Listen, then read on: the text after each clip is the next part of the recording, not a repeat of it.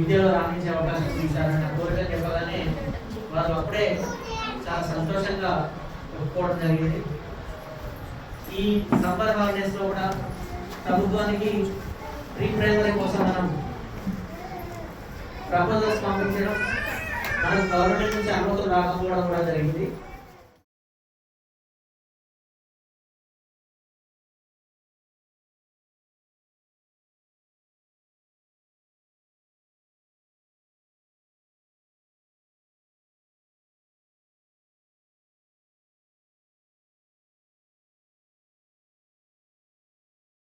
మిగిలిపోయిన వాళ్ళకు చాలా గుర్తింపుతో ఇక్కడ ఆటతో పాటతో పూర్వ పరిచయాలతో చదువుకొని అంచెలంచెలుగా వాళ్ళ గమ్యాన్ని సుదీర్ఘ మార్గంగా ఒక చదువుతోనే వాళ్ళు అంచెలుగా ఎదిగి ఒక మన విలేజ్కి దాని సహాయ సహకారాలు చేయడం మనకు చాలా సంతోషకరమైన విషయం. పెద్దలు ఎవరైనా ఒక వ్యవస్థ విలేజ్లో కానీ స్కూల్లో కానీ ఏదైనా ఒక వ్యవస్థ బాగుపడాలంటే ఒక గవర్నమెంట్ ఒక ఇంట్లో చేసే ఇలాంటి సహాయ సహకారాలు అందిన సహాయ సహకారాలను మనం సమృద్ధిగా వినియోగించుకొని ఒక మంచి మార్గంలో పెట్టినప్పుడే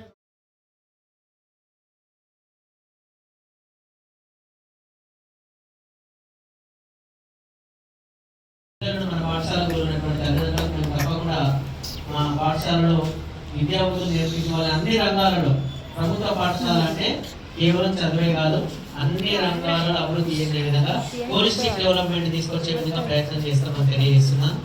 అలాగే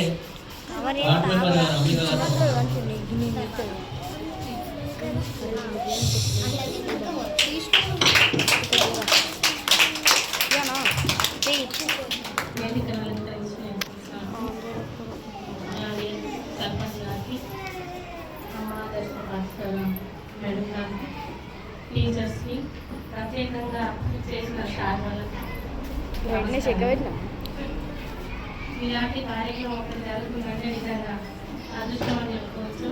ఇక్కడ ఆన్ చేసిండా ఆఫ్ చేసినారా? స్కూల్లో చదువుకొని వెళ్ళిపోయిన వాళ్ళు ఎంతో మంది ఉన్నారు, కానీ సార్లు అంటే గొప్ప వ్యక్తి మనకు తను డొనేట్ చేస్తానని గొప్ప విషయం. అందుకు తగ్గట్టుగా స్కూల్ యాజమాన్యం నిజంగా ఎంతో కష్టపడి ఇంతమంది చేతులను ఒక దగ్గర చేర్చి సార్ వాళ్ళకి నిజంగా ప్రత్యేక ధన్యవాదాలు. Thank you sir.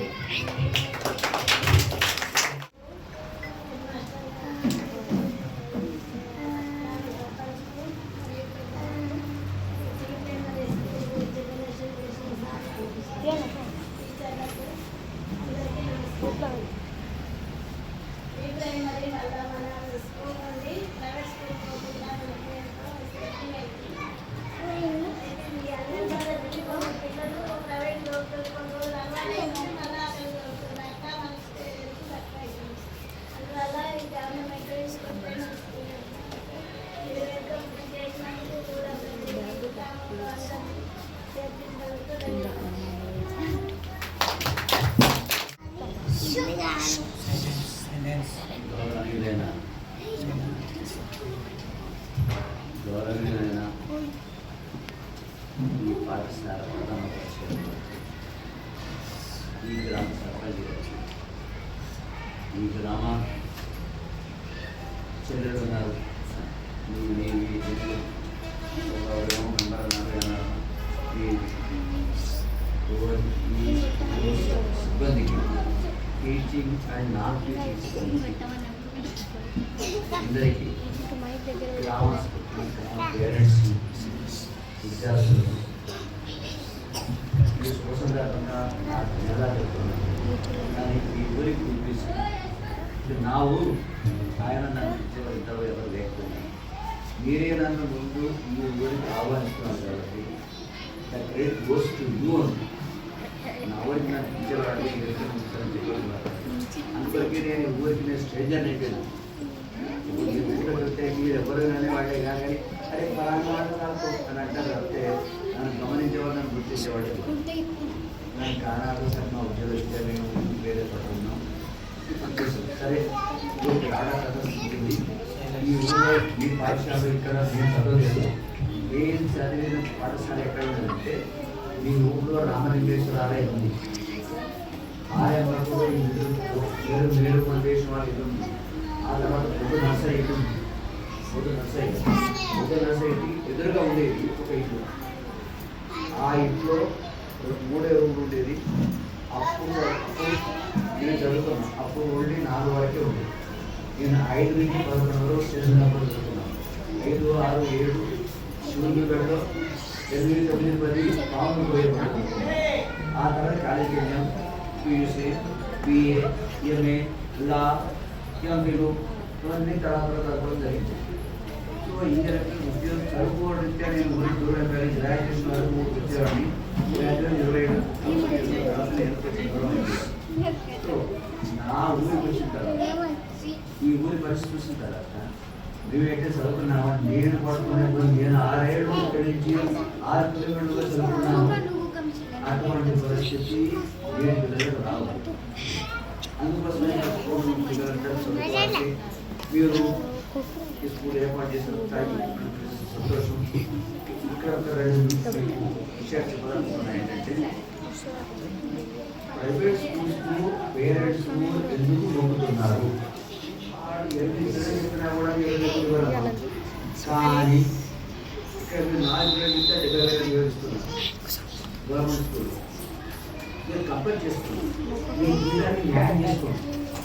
మీరు అన్ని దానాలకెల్లా అన్నిటికంటే ముఖ్యమైన దానం విద్యాదానం కాబట్టి మీరు ఎంత విద్యాదానం చేసినా కాబట్టి మీ తీసుకున్న మీ రెమ్యునరేషన్కి న్యాయం చేయండి. చక్కగా చెప్పండి. తర్వాత నేను ఈ ఊరికి సేవ చేసిన తక్కువనమ్మా. నేను ఏదో ఈ ఇంట్లో మనం గారు మంచి ఉద్దేశం వచ్చేట ప్రియమైన వస్తున్నాను సార్. ఏదో కాంట్రిబ్యూట్ చేయండి. కాంట్రిబ్యూషన్కి ఎంత నేను లక్షాధికారికి ఇంత పుట్టలేదు. నేను కావాట్లేదు ఉన్నవాడిని. నేను ఆర్థిక చదువుకున్నవాడిని. నాకు కష్టం అంటే తెలుసు.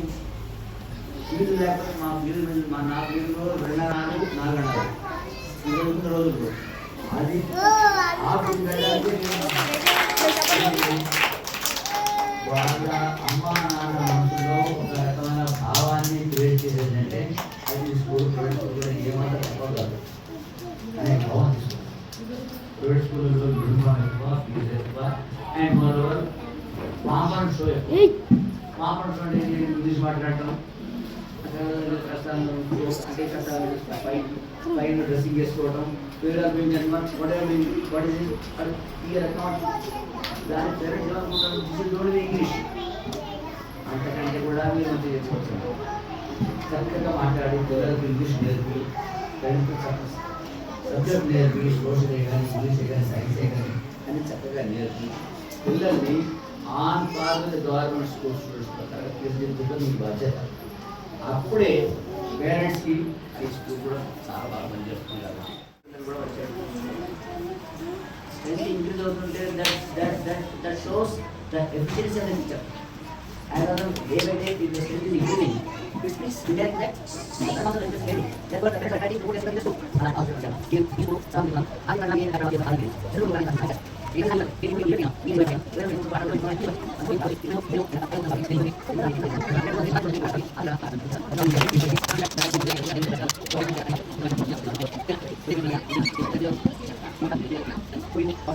will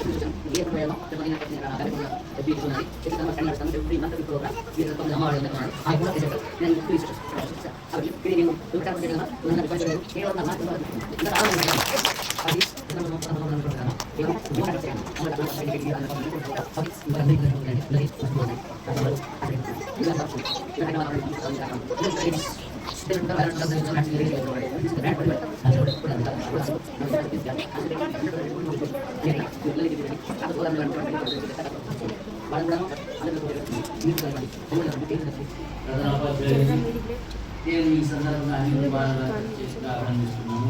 ఒక మంచి ఆలోచన పుట్టింది వాళ్ళ మనసులో. ఆ ఆలోచన నేను వాళ్ళకి యాక్సెప్ట్ చేస్తాను. ఆ ఆలోచన అమలు పెట్టడానికి నాకు అవకాశం ఇచ్చినారు. అది నేను తత్వాన్ని నాకు అవకాశం నేను భావిస్తున్నాను. ఆ అవకాశం నాకు వాళ్ళు ఇచ్చినారు. కాబట్టి I'm very thankful to my friends, the head master who has just initiated. ఆ ఇనిషియేట్ చేయడం ఎవరో ఒకరు ముందుకు రావాలి.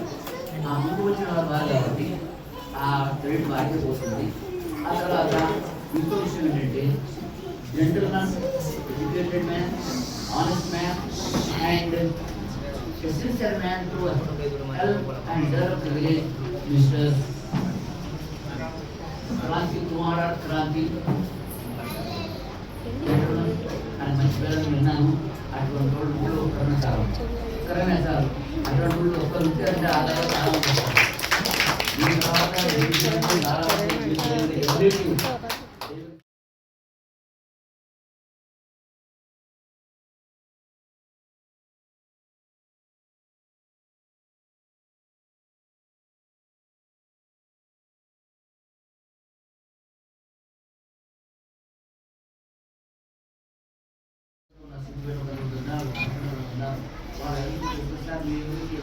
చేయగలరా అంటే అది కూడా ఆయన చూసుకొని తీసుకోవచ్చు. అది ఒకటి అండి. ఇంకోటి ఇప్పుడు సందర్భంగా మొన్న మీ హెడ్మాస్టర్ గారు వచ్చినప్పుడు ఈ స్కూల్లో ఎంతమంది పిల్లలు ఉన్నారు? మధ్యాహ్నం భోజనానికి నేను ప్లేటు, గ్లాసు, ఒక స్పూన్ మరి తీసి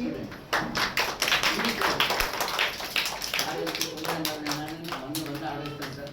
వంద తీసుకున్నప్పుడు పిల్లలు వస్తారు కాబట్టి మీరందరూ మా హెడ్మాస్టర్ గారు వస్తే ఒక నెక్స్ట్ 10 గంటలు కూడా నేను ఆ గ్లాసులు, ఆ చెంచాలు, ఆ ప్లేట్లు నేను తక్కువ చేస్తానమ్మా. అది పబ్లిక్ కోసం కాదు, మా అన్నయ్య గారు, మా అన్నయ్య అన్నయ్య వారి పేరు అవన్నీ దానికి ఊరు అభివృద్ధి కోసము డబ్బులు కావాలి అనుకుంటే మీ హెడ్మాస్టర్ గారిని, మీ సర్పంచ్ గారిని సభాముఖంగా రిక్వెస్ట్ చేస్తున్నాను. Please don't hesitate. మీరు తక్షణాలు వేయండి. అది అప్లైట్ యూత్ వస్తుంది. ఎందుకంటే నేను ఈ జనరేషన్ తప్పే కాబట్టి నేను ఎంత చేసి నేను చిన్న తర్వాత నేను నాకు సెల్ఫ్ సఫిషియెంట్ నేను చెప్తుంది. నేను ఎంత రిచ్చో కాకపోయినా కూడా నేను నాకు 1,60,000 పెన్షన్ వస్తుంది. నేను కూలి చేసుకుని ఉన్నామని నేను అట్లా వచ్చేసానంటే అది ఊరి సహకారం నా కష్టం ఉంది. కాబట్టి ఇదంతా ఇక్కడి వారేది, నా ప్రయాణం ఇక్కడి వారేది కాబట్టి నేను ఎక్కడి నుంచి ప్రయాణం చేస్తున్నా నా ప్రయాణం చేసిన మొట్టమొదటి నేను మర్చిపోకూడదు. అందుకోసం మాకు ఊళ్ళో బస్సులు పెట్టి తీసేవాడు. నేను ఎక్కువ రెడ్యూస్లో గ్రామంతో ఉండేవాడిని. కాకపోతే తక్కువ ఉండేవాడు. నేను ఇప్పుడు గంటలు అవన్నీ జ్ఞాపకం వస్తుంటాయి కాబట్టి ఈసారి ఈ అవకాశం ద్వారా నేను మీ ఊరికి, మీ స్కూల్కు ఫ్రీక్వెంట్గా వస్తుంటానమ్మా. నేను విజిట్ చేస్తాను. దయచేసి డిస్కస్ చేస్తున్నాను అనుకోకండి. మీరు ఏమైనా అవసరాలు చెప్పండి. ఈ అవసరాలు సాధించాలంటారు తీర్చే బాధ్యత నా. ఈ అవకాశం అందరికీ, ఈ సభకులందరికీ మరొకసారి నమస్కారాలు, ధన్యవాదాలు.